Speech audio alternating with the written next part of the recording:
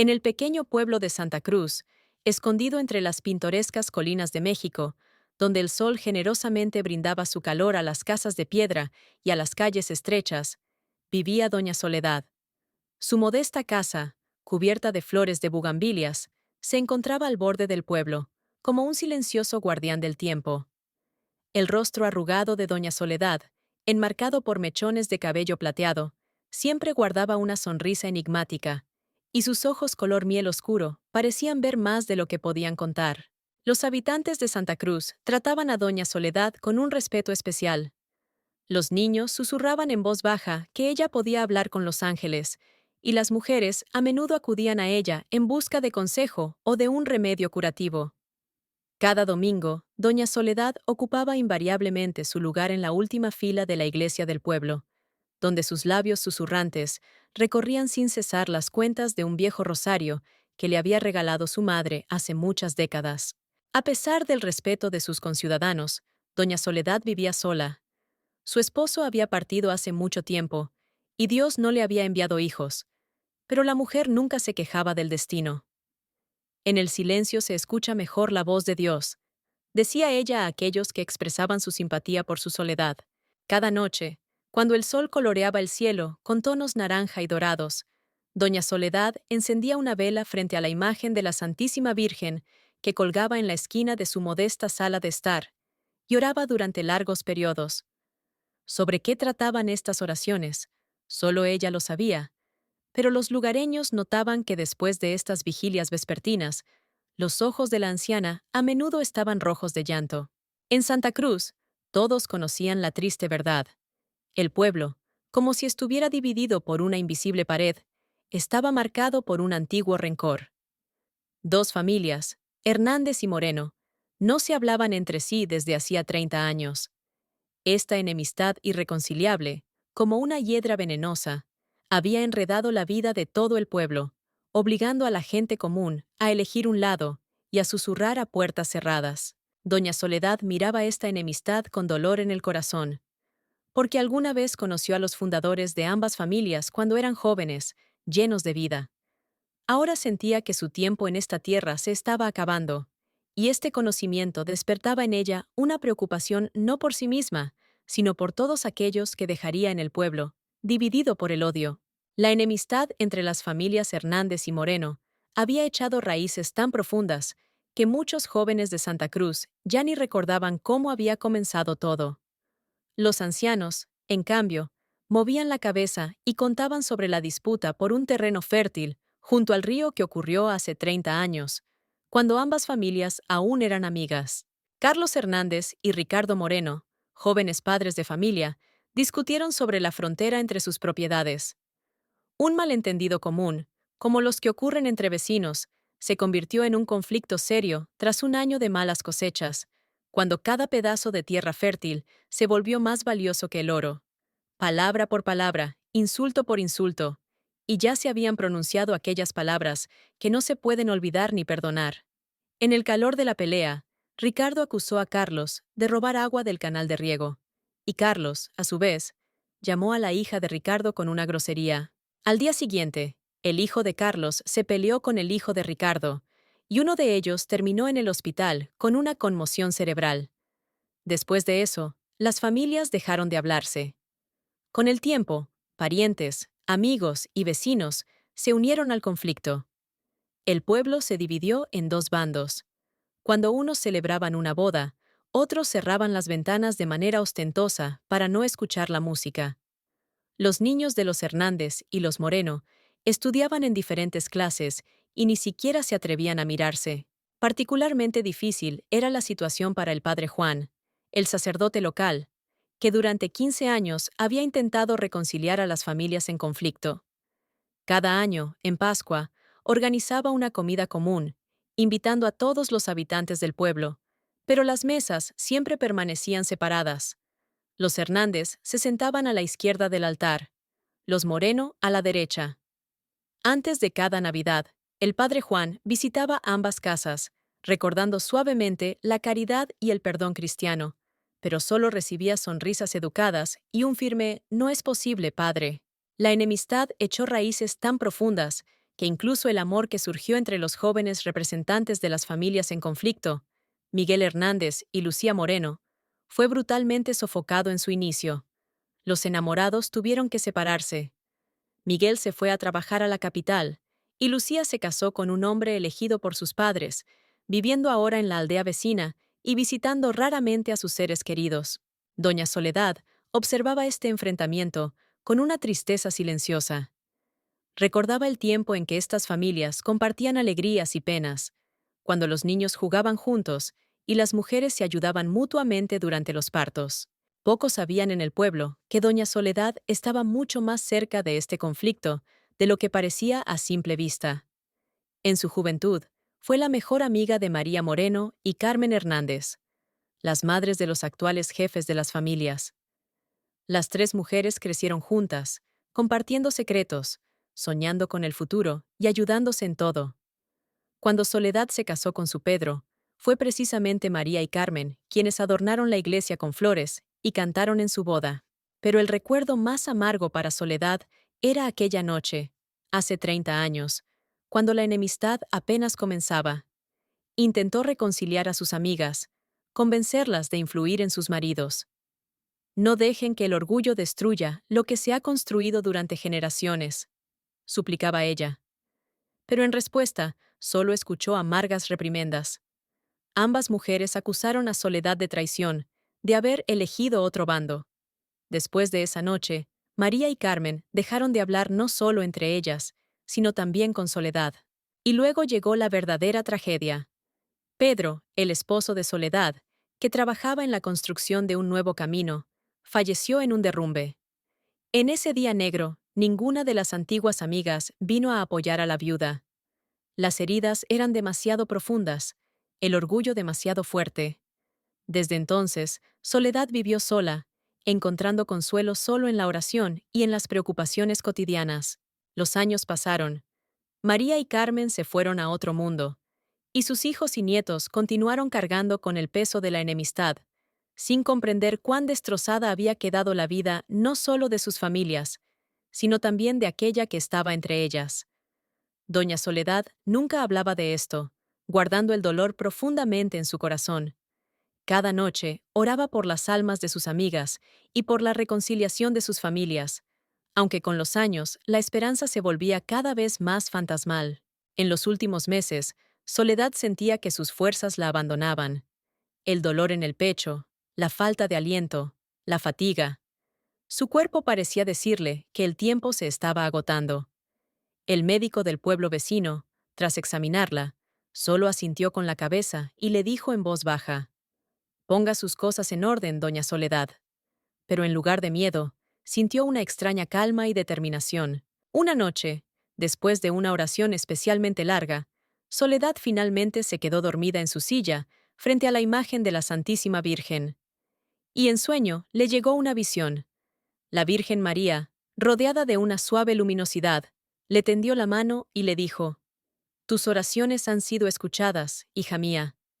Pero ahora se necesitan no solo palabras, sino también acciones. Tienes un último don que debes ofrecer a este mundo». Soledad se despertó al amanecer con una sensación de extraordinaria claridad y fuerza. Afuera aún estaba oscuro, pero la habitación se llenó de una extraña luz dorada, aunque la única vela frente a la imagen ya se había apagado. El aire estaba impregnado del aroma de rosas, aunque nunca había flores en su alféizar. La mujer sabía, esto no era un sueño ni un juego de su imaginación. La misma Virgen había visitado su humilde hogar. Soledad se arrodilló y susurró: «Te agradezco, Santa Virgen, por la señal. Cumpliré tu voluntad». En ese momento, sintió en su pecho un calor que se expandía por todo su cuerpo, como un bálsamo curativo que calmaba el dolor y el miedo. Un plan de acción surgió en su mente con tal claridad, como si alguien le susurrara cada paso. A pesar de lo temprano de la hora, doña Soledad se echó una chal y se dirigió a la casa del padre Juan. El viejo sacerdote se sorprendió al verla en el umbral a una hora tan inusual, pero al notar el brillo especial en los ojos de la mujer, la dejó entrar en silencio y le ofreció una taza de chocolate caliente. «Padre, he visto una señal», comenzó Soledad en voz baja. La Virgen María se me apareció y me mostró el camino hacia la reconciliación. Contó sobre su visión, sobre el calor y el aroma de rosas, sobre la repentina certeza de que se le había dado la última oportunidad de corregir lo que había sido destruido por décadas de enemistad. El padre Juan escuchó sin interrumpir. A lo largo de sus muchos años de servicio, había aprendido a distinguir entre verdaderas visiones y los frutos de una imaginación desbordada. En las palabras de Soledad, en sus ojos, vio una fe y una determinación genuinas que no podían ser simplemente autoengaño. ¿Qué planeas hacer, hija mía?, preguntó finalmente. Invitaré a todos a mi casa, respondió Soledad con simplicidad. A Carlos y Ricardo, a sus hijos, a sus nietos, a todos los que llevan en el corazón el peso de esta enemistad. Y con la ayuda de Dios, les abriré los ojos a la verdad, que no ven por la cortina del orgullo. El padre Juan sacudió la cabeza. No aceptarán la invitación. ¿Cuántas veces he intentado reunirlos? Esta vez será diferente, respondió Soledad con suavidad, pero con firmeza. Les pediré que vengan no por ellos mismos, sino por la anciana que está muriendo. Por muy crueles que sean sus corazones, no podrán rechazar esta última solicitud. En los ojos del sacerdote brillaron las lágrimas. Comprendía que Soledad no exageraba. Realmente le quedaban pocos días. Pero en lugar de sentir lástima por sí misma, pensaba en la reconciliación de los demás. «Te bendigo en tu propósito», dijo el padre Juan, señalándola con la señal de la cruz. «Los espíritus de la arrogancia y el rencor son fuertes, pero el espíritu del amor es más fuerte. Oraré por el éxito de tu empresa». En los días siguientes, doña Soledad se ocupó de los preparativos para su última misión con una energía que no esperaba de sí misma. Sacó del viejo baúl fotografías amarillentas, cartas, pequeños souvenirs, testigos silenciosos de la antaño amistad entre las familias Hernández y Moreno. Cada objeto lo limpiaba con cuidado del polvo, recordando las historias relacionadas con él y sonriendo entre lágrimas. Entre estas reliquias había algunas especialmente valiosas. Un pañuelo bordado que le regaló María Moreno por su 18 cumpleaños. Un medallón de plata con la imagen de la Virgen María de parte de Carmen Hernández. Una fotografía en la que 3 jóvenes mujeres, abrazadas, ríen frente a cactus florecientes. Soledad dispuso estas cosas cuidadosamente sobre la mesa redonda en el centro de la sala, como si fueran exposiciones de un pequeño museo de la memoria. Luego se sentó a escribir cartas. 2 sobres, 2 mensajes, uno para Carlos Hernández y otro para Ricardo Moreno. Su mano anciana temblaba al trazar las líneas, pero las palabras fluían con facilidad, como si alguien las susurrara. Escribía sobre su inminente muerte, sobre su último deseo de verlos juntos a una mesa, sobre algo importante que debía contarles y que cambiaría su comprensión del pasado. Aunque vinieron a este mundo como enemigos, escribía, no deberían irse de él así. Al terminar con las cartas, Soledad las envió con José, el nieto de su vecina, un niño de 12 años que era querido por ambas familias, por su sonrisa radiante y su disposición para ayudar. El niño regresó con una noticia inesperada. Tanto Carlos como Ricardo, después de leer las cartas, asintieron en silencio que asistirían. El último y más importante de los preparativos fue la elaboración del pan de muertos, un pan especial que en México se hornea tradicionalmente para el Día de los Muertos. Pero el receta de Soledad era especial, transmitida en su familia de generación en generación. Se decía que este pan tenía el poder de abrir corazones y liberar lenguas, haciendo que se dijera la verdad. Mientras amasaba la masa, Soledad susurraba oraciones, infundiendo en cada movimiento todo su amor y fe. Agregó a la masa ingredientes especiales, una pizca de canela, para calentar los corazones, flores de naranja, para la dulzura de la reconciliación, y anís, para la sabiduría y claridad de pensamientos. Mientras el pan subía, Soledad cubrió la mesa con su mejor mantel, dispuso la vajilla antigua que había guardado para ocasiones especiales y encendió velas en candelabros de plata que le había regalado su esposo. Quería que todo estuviera perfecto para esta última cena, este último intento de sanar la herida que había sangrado durante tanto tiempo en el corazón del pueblo. «Santa Virgen», susurró mirando la imagen, Dame fuerzas para terminar lo que he comenzado. Que mis últimas horas en esta tierra traigan paz a aquellos a quienes amo. El día de la reunión programada fue inusualmente tranquilo. Parecía que incluso la naturaleza contenía el aliento en espera de lo que estaba por suceder. Para las 4 de la tarde, doña Soledad ya estaba lista. Vestida con su mejor vestido azul oscuro, con un cuello de encaje blanco, se sentó en su silla, pasando las cuentas del rosario y escuchando los sonidos de la calle. Los Hernández llegaron primero. Carlos, su hijo Antonio, con su esposa y sus 2 hijos adolescentes. Soledad los recibió en la puerta con una cálida sonrisa, como si no notara sus rostros tensos y miradas cautelosas. Apenas los sentó a la mesa cuando se oyó otro golpe en la puerta. Llegaron los Moreno. El momento en que las familias enemistadas se encontraron cara a cara en la pequeña sala de Soledad estaba cargado de una tensión tal que se podía cortar el aire con un cuchillo. Los hombres miraban al suelo, las mujeres apretaban los labios, los niños se movían inquietos en sus sillas. Gracias por venir, rompió el silencio doña Soledad. Sé lo difícil que es para ustedes, pero antes de partir de este mundo, debo compartir con ustedes no solo el pan, sino también la verdad. Caminó lentamente hacia el centro de la habitación, donde en una pequeña mesa reposaba el recién horneado pan de muertos, que emanaba el aroma de canela y anís. Al cortar el pan, se lo ofreció a cada invitado, comenzando por los más jóvenes. Este pan es un símbolo de vida, muerte y memoria, dijo doña Soledad, cuando todos recibieron sus porciones. Al degustarlo, nos unimos con aquellos que se han ido y con los que vendrán después de nosotros. Somos eslabones de una misma cadena, de una misma historia. Luego empezó a hablar, en voz baja, pero cada palabra resonaba en los corazones de los presentes como una campana.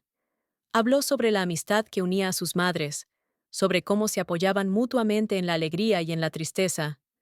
Habló sobre los pequeños malentendidos que con el tiempo se convirtieron en un abismo insuperable debido a la arrogancia humana. Sus madres no querían esta enemistad, continuó Soledad, sacando viejas fotografías y cartas. Pero temían ser las primeras en extender la mano de la reconciliación. Temían parecer débiles, y este miedo les costó la felicidad, no solo a ellas, sino también a ustedes y a sus hijos. A medida que hablaba, las expresiones de los oyentes cambiaban. Carlos Hernández se mostraba varias veces a punto de decir algo, pero las palabras se le atoraban en la garganta. Los ojos de Ricardo Moreno brillaban con desconfianza. De repente, doña Soledad palideció y se tambaleó. Su respiración se volvió entrecortada, y su mano se agarró febrilmente del corazón. Sin ponerse de acuerdo, Antonio Hernández y Miguel Moreno corrieron hacia ella, sosteniéndola por los brazos. Por primera vez en muchos años, los representantes de las familias enemistadas actuaron como un todo. No tengo miedo a morir, susurró Soledad cuando la sentaron con cuidado en la silla. Solo tengo miedo de que ustedes sigan viviendo en la oscuridad del odio. En ese momento, sucedió algo asombroso. Ricardo Moreno, un hombre conocido por su carácter severo, se arrodilló frente a la silla de doña Soledad y tomó su mano. «Perdóname», dijo, y su voz temblaba. «Perdóname por años de obstinación, por el dolor que nos hemos causado mutuamente y a ti». Las palabras de Ricardo pareció romper una represa. Carlos Hernández se acercó y puso su mano en el hombro de su antiguo enemigo. 30 años, dijo en voz baja. 30 años por un pedazo de tierra que ya no está. Por palabras que debieron ser olvidadas hace tiempo. Los hijos y nietos observaron en silencio esta escena, sin creer en sus ojos. Para ellos, la reconciliación entre los patriarcas era algo inimaginable, como el amanecer de la luna en plena luz del día. Doña Soledad sonrió. Sus ojos brillaban de felicidad a pesar del dolor. «Háganme una promesa», pidió. «Prometan que completarán lo que han comenzado hoy, que sus hijos crecerán juntos y no separados». Ambos hombres asintieron solemnemente, y luego, ayudándose mutuamente, ayudaron a Soledad a recostarse en la cama. Alguien salió corriendo a buscar al padre Juan y otro a la curandera del pueblo. El padre llegó rápidamente, como si hubiera estado esperando la llamada. Leyó oraciones sobre la moribunda, y luego, para sorpresa de todos, Sacó de su bolsillo una pequeña imagen de la Virgen y la puso sobre el pecho de Soledad. Ella siempre supo que este día llegaría, dijo el sacerdote, y pidió que les dijera que los ama a todos y que orará por ustedes allí donde no hay dolor ni enemistad. Gracias por ver esta historia sobre Doña Soledad y el poder del perdón. Si esta parábola sobre la reconciliación te ha conmovido y deseas ver más historias como esta, por favor, suscríbete al canal y comparte tus impresiones en los comentarios. Tu apoyo nos ayuda a crear más relatos conmovedores que llevan luz y sabiduría. Haz clic en el botón de suscripción ahora mismo para no perderte nuevas historias inspiradoras sobre la fe, el amor y los valores humanos.